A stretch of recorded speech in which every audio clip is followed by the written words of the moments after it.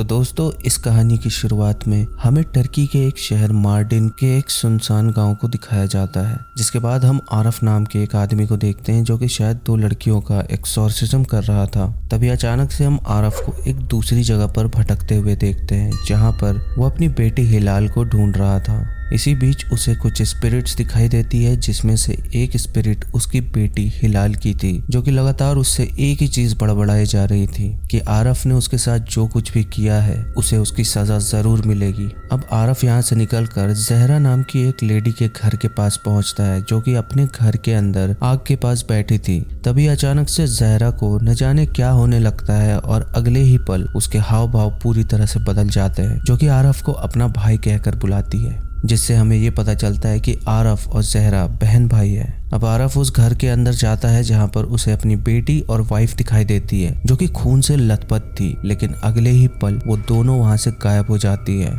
इसके बाद आरफ एक जगह पर बैठ जाता है जहां पर उसे एक चाकू दिखाई देता है, जिससे वो खुद की जान लेने की कोशिश करता है। और यहाँ हम देखते हैं कि आरफ एक हाथ से खुद को चाकू मारने की कोशिश कर रहा था, तो वहीं दूसरे हाथ से वो खुद को रोक भी रहा था। उसे देखकर ऐसा लग रहा था कि वो किसी अनजान चीज से अंदर ही अंदर लड़ रहा हो, और यहाँ पर आखिरकार वो खुद को अपनी जान लेने से रोक लेता है। जिस बीच उसे अपनी बहन जहरा की आवाज सुनाई देती है, जो कि शायद सीढ़ियों से नीचे गिर गई थी। अब असल में जहरा यहाँ पर पैरों से अपाहिज थी, जिस वजह से वो चल नहीं सकती थी। इसलिए आरफ जहरा को उठाकर उसे उसके कमरे तक ले जाता है। इसी दौरान हम एक बुजुर्ग आदमी बुरहान को देखते हैं, जो कि जहरा और आरफ के घर के बाहर आकर रुक जाता है। तभी वहाँ पर बुरहान के सामने 2 स्पिरिट आती है, जो कि बुरहान से लगातार कह रही होती है कि वो अब तुम्हें नहीं देख पाएगा, इसलिए तुम अपने घर जाओ, क्योंकि वहाँ तुम्हारी सबसे ज्यादा जरूरत है। जो बात साफ साफ एक धमकी की तरह लग रही थी, इसलिए बुरहान वहां से चला जाता है। अब असल में बुरहान एक फायर एग्जीक्यूटर है, जिसका क्या मतलब है ये मैं आपको मूवी के लास्ट में बताऊंगा। जिसके साथ ही हम 2 लुक अलाइक एंटिटीज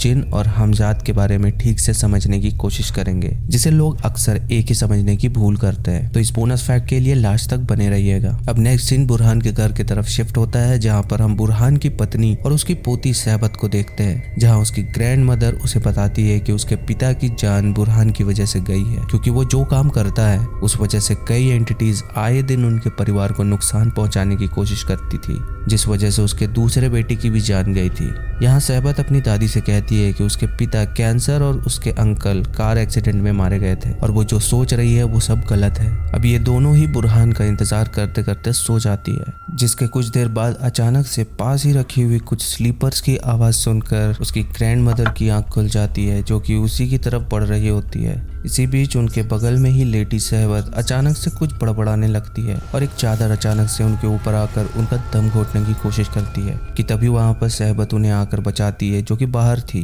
जिस बात से ग्रैंड मदर और भी ज्यादा डर जाती है, क्योंकि सहबत को तो उन्होंने अपने बगल में ही लेटे हुए देखा था। यहाँ दूसरी तरफ हम सहरा को देखते हैं, जो कि अपने आप से कह रही होती है कि उसे कुछ भी करके अपने भाई को सारी सच्चाई बतानी होगी। जिस बीच हम उसके बगल की दीवार पर एक बिच्छू को देखते हैं, जिसे जहरा अपने हाथों से पकड़कर खा जाती है, मानो कि वो बिच्छू नहीं कुरकुरे हो। वहीं इधर आरफ को फिर से अपनी बेटी हिलाल दिखाई देती है, जो कि उसे अपना एक नेकलेस दिखाते हुए बताती है ये नेकलेस उसने ही उसको तोहफे में दिया था। और आरफ को भी ये पल याद आता है जब उसने हिलाल को ये नेकलेस दिया था, इसलिए हिलाल की स्पिरिट उस नेकलेस को वहीं छोड़कर गायब हो जाती है, जिसे आरफ उठाकर अपने पास रख लेता है। वहीं दूसरी ओर बुरहान भी अपने घर पर आ चुका था, जहां पर उसकी वाइफ उसे बताती है कि उसका बेटा उसके सपनों में आया था, जिसने उसे बताया है कि उसकी जान एक्सीडेंट की वजह से नहीं बल्कि बुरहान के प्रोफेशन की वजह से गई। इसी बीच हमें बुरहान की दूसरी ग्रैंड चाइल्ड ईज दिखाई जाती है, जो कि अपनी माँ और नाना के साथ उसी के घर पर रहती थी, क्योंकि ईज की माँ भी बुरहान को अपने पति की मौत का जिम्मेदार मानती थी। हालांकि ये सभी लोग आपस में खुशी खुशी रहते थे, लेकिन जब ईज हाथ धोने के लिए जाती है तो उसे अपनी माँ की डेमोनिक आवाज सुनाई देती है, जो कि उसको डिनर टेबल पर आने के लिए कह रही थी, क्योंकि आज उनके साथ उसके पापा भी मौजूद थे। इसलिए ईज हिम्मत करके डिनर टेबल की तरफ जाती है, जहां वो देखती है कि उसकी माँ उसके फादर को जिंदा ही किसी जानवर की तरह नोच नोच कर खा रही थी।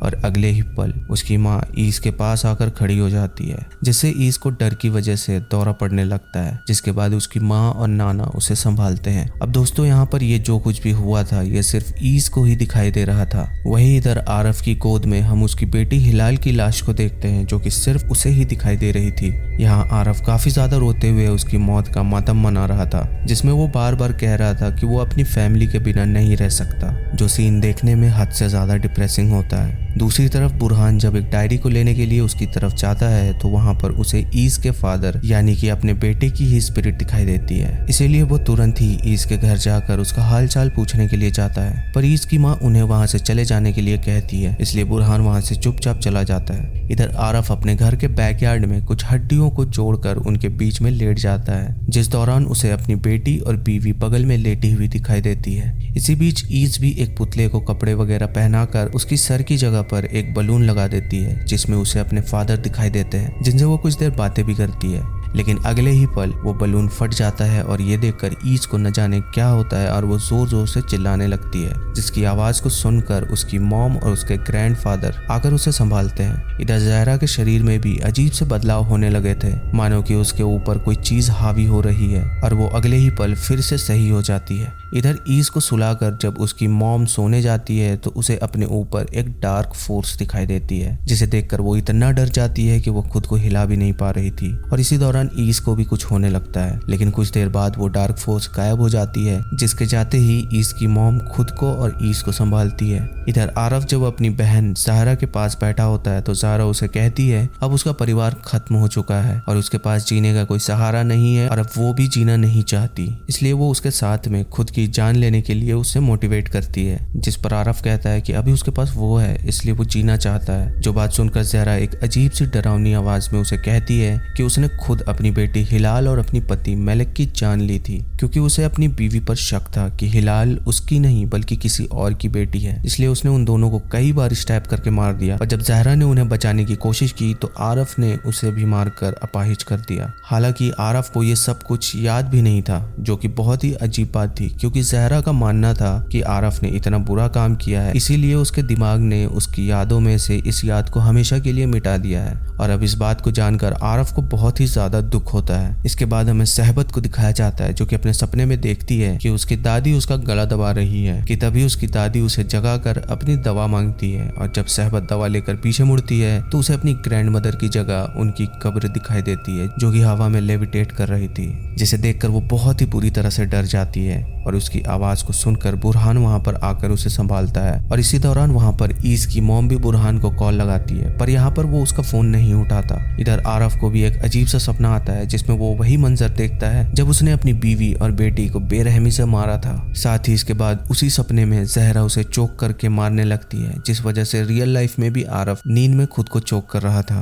और ये सब कुछ ज़हरा वहीं पर चुपचाप खड़ी होकर देख रही थी, जिस बीच हम देख पाते हैं कि वो चल पा रही थी, मतलब कि जरूर वो किसी इवल पावर से पोसेस्ड थी। कि तभी वहां पर बुरहान भी आ जाता है, जिसे देखकर ज़हरा अपनी इवल पावर की मदद से आरफ के कमरे के बाहर आग लगा देती है, ताकि बुरहान उस तक ना पहुंच पाए। लेकिन बुरहान उस आग को आराम से पार कर जाता है और वो आरफ को बड़ी ही मुश्किल से होश में लाता है। इस दौरान वो आरफ से कहता है कि उस पर एक एंटिटी का साया है जो कि उसे ट्रिक कर रही है। इसी दौरान बुरहान स्पेल्स वगैरह को बोलकर उस एंटिटी की डार्क फोर्स को आरफ के अंदर से निकालने की कोशिश करता है, जिस दौरान हम आरफ के अंदर से उसी की तरह एक हूबहू एंटिटी को बाहर निकलते हुए देखते हैं, जो कि हूबहू आरफ की तरह ही दिख रही थी। अब असल में यहाँ पर आरफ किसी अलग ही एंटिटी के द्वारा पोसेस्ड था, जिसके बारे में हम मूवी के एंड में बात करेंगे। अब जब आरफ को थोड़ा सा होश आता है तो बुरहान उसे याद करने को कहता है कि ये डार्क फोर्स उसके अंदर कैसे आई, जिस पर आरफ को याद आता है कि जब वो पिछली रात 2 पोसेस्ड लड़कियों का एक्सोर्सिज्म करने के लिए गया था, जो कि हमने मूवी की स्टार्टिंग में देखा था। अब उस एंटिटी ने आरफ को ट्रिक किया, जो कि उन लड़कियों के अंदर थी, और फिर उसने आरफ के अंदर अपनी एक डार्क फोर्स को डाल दिया, जिस वजह से आरफ को ऐसा लगने लगा कि उसकी एक फैमिली थी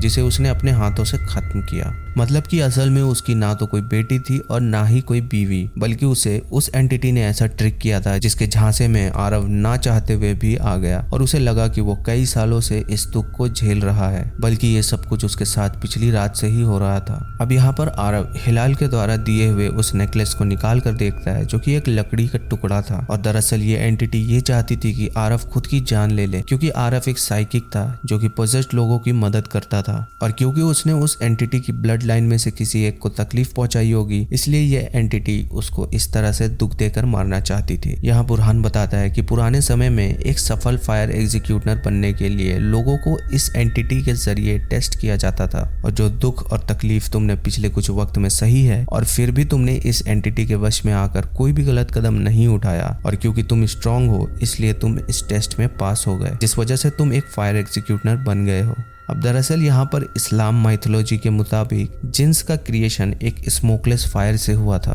इस वजह से जो लोग जिन्स से आम लोगों की मदद करते हैं उन्हें ही यहाँ पर फायर एग्जीक्यूटर कहा गया है। यहाँ बुरहान ये भी बताता है कि यह एंटिटी असल में या तो जिन हो सकती है या फिर हमजाद। साथ ही जहरा भी असल में आरफ की बहन नहीं थी, वो तो बस एक अपाहिज भिखारी थी जिसका ये घर है, और जहरा को भी उसी एंटिटी ने पोसेस किया था। ऊपर से जब बुरहान ने आरफ की मदद करनी चाहिए थी तो उस एंटिटी ने उसके परिवार को भी काफी परेशान किया था, और यही वजह थी कि बुरहान ने ईस की मॉम का फोन नहीं उठाया था, क्योंकि वो समझ गया था कि ये सब कैसे खत्म करना है। इसलिए वो अब आरफ को उसका अधूरा काम खत्म करने के लिए कहता है। अब आरफ जहरा को लेकर एक खाली जगह में जाता है जहां वो उसका एक्सोर्सिज्म करने की कोशिश करता है, जिस बीच जहरा के अंदर का शैतान जाग जाता है, और इसी दौरान वो दो लड़की भी वहां पर आ जाती है जिनका एक्सोर्सिज्म आरफ मूवी की स्टार्टिंग में कर रहा था। यहाँ एक बार फिर से ये एंटिटी आरफ को ट्रिक करने की कोशिश करती है, लेकिन इस बार आरफ कमजोर नहीं पड़ता और अपना एक्सोर्सिज्म चालू रखता है, जिस दौरान हम कुछ पल के लिए उस एंटिटी का असली रूप देख पाते हैं, और आखिरकार आरफ उस एंटिटी को उन 3 लड़कियों के शरीर से